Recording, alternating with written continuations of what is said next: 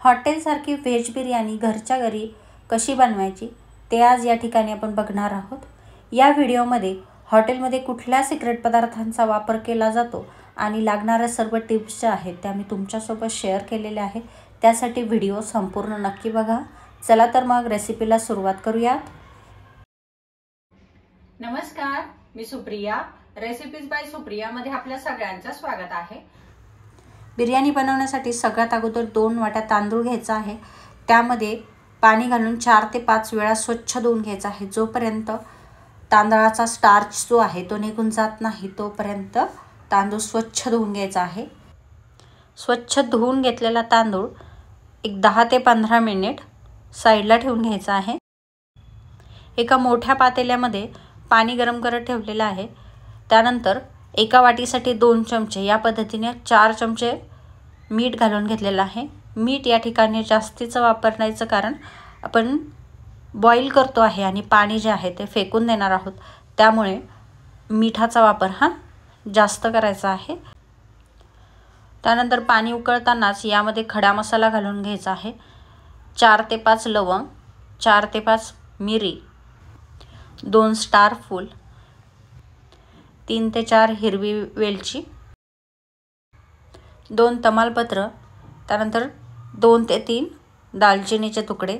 तर दालचिनीचा वापर या ठिकाणी मी थोडासा जास्त केला आहे, यामुळे भाताला छान असा फ्लेवर येतो। 2 मसाला वेलची यामध्ये घालून घेतलेली आहे। खडा मसाल्यांचं प्रमाण जे आहे ते तुम्ही तुमच्या आवडीनुसार कमी जास्त करू शकता।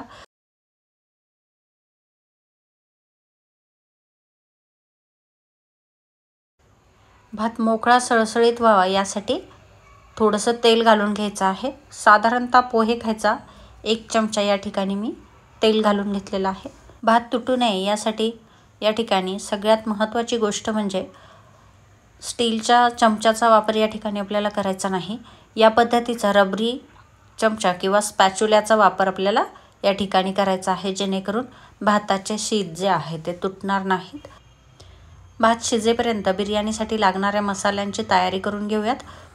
या ठिकाणी 4 ते 5 लाल मिरच्या, 10 ते 12 टेबलस्पून मगजबी घेतलेला आहे। हे सगळं एका भांड्यामध्ये काढून घ्यायचं आहे आणि यामध्ये उकळलेलं गरम पाणी घालून घ्यायचं आहे। गरम पाणी घालताना ग्रेव्हीचे पदार्थ जे आहेत किंवा साहित्य जे आहे ते भिजतील इतकंच घालायचं आहे, कारण या पाण्याचा वापर आपण ग्रेव्ही वाटताना किंवा त्याची पेस्ट तयार करताना घालणार आहोत। अर्ध्या तासासाठी भिजत घालून घ्यायचं आहे। यानंतर बिर्याणीसाठी लागणारं केशर भिजत घालून घेऊयात। या ठिकाणी 1 चिमूटभर केसर घालून घेतलेलं आहे आणि त्यामध्ये 4 ते 5 चमचे दूध घालून मिक्स करून घेऊयात, साईडला ठेवून घेऊयात। या ठिकाणी भात जो आहे तो छान शिजलेला आहे, तुम्ही बघू शकता। या ठिकाणी भात व्यवस्थित शिजलेला आहे। आता तो एका स्ट्रेनरवरती काढून घेऊयात। भात 2 ते 3 तास छान थंड होऊन द्यायचा आहे। गरम भाताचा वापर जर केला तर तो तुटतो, यासाठी 2 ते 3 तास भात जो आहे तो साईडला ठेवून घेतला होता। 2 ते 3 तास झाल्यानंतर या ठिकाणी एका कढईमध्ये 4 ते 5 चमचे तेल घालून घेतलेलं आहे। तेल गरम झालं की यामध्ये शहाजिरे घालायचे आहेत। शहाजिरे हे ऑप्शनल आहेत, नाही घातले तरी चालतील। शहाजिरं तडतडल्यानंतर यामध्ये बारीक उभा कापून घेतलेला मोठ्या साईजचा एक कांदा घालून घेतलेला आहे। कांदा परतवताना फ्लेम हाय ठेवायची आहे।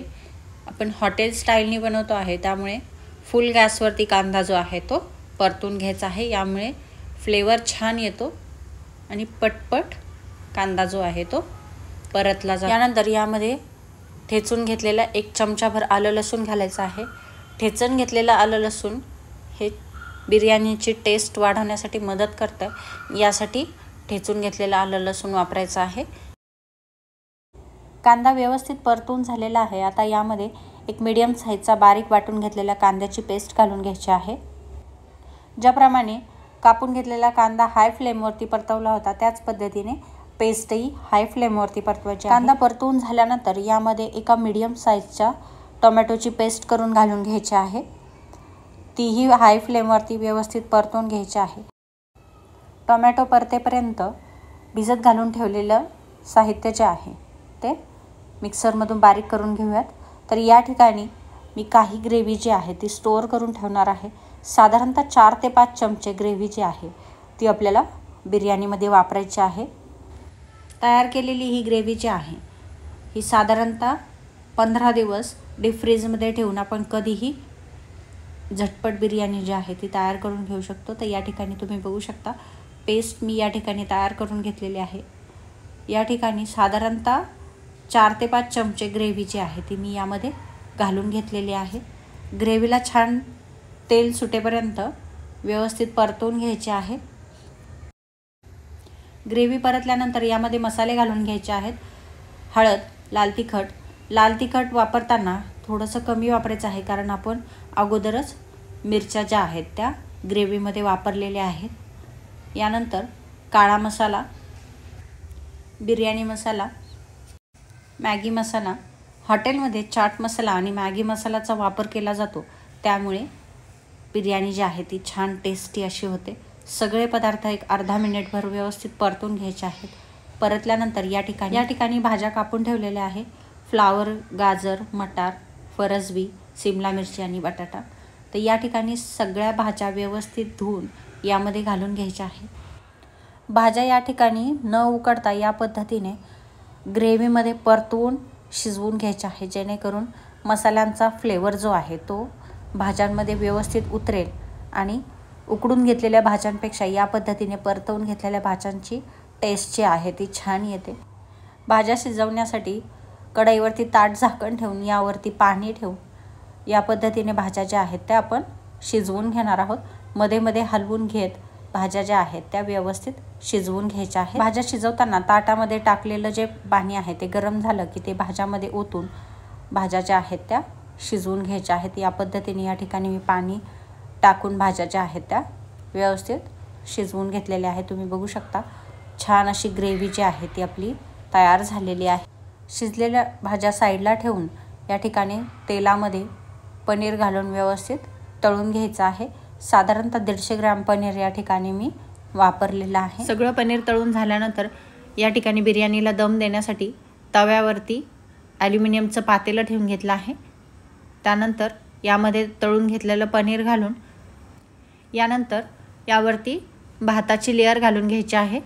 लेअर घालण्या अगोदर त्यातला सगळा खडा मसाला जो आहे तो काढून घेतलेला आहे. या पद्धतीने हलक्या हाताने सगळा भात जो आहे तो यावरती घालून घ्यायचा आहे. तर या ठिकाणी सगळा भात घालून झाल्यानंतर एक 5 मिनिट याला वाफ देऊन घ्यायचे आहे.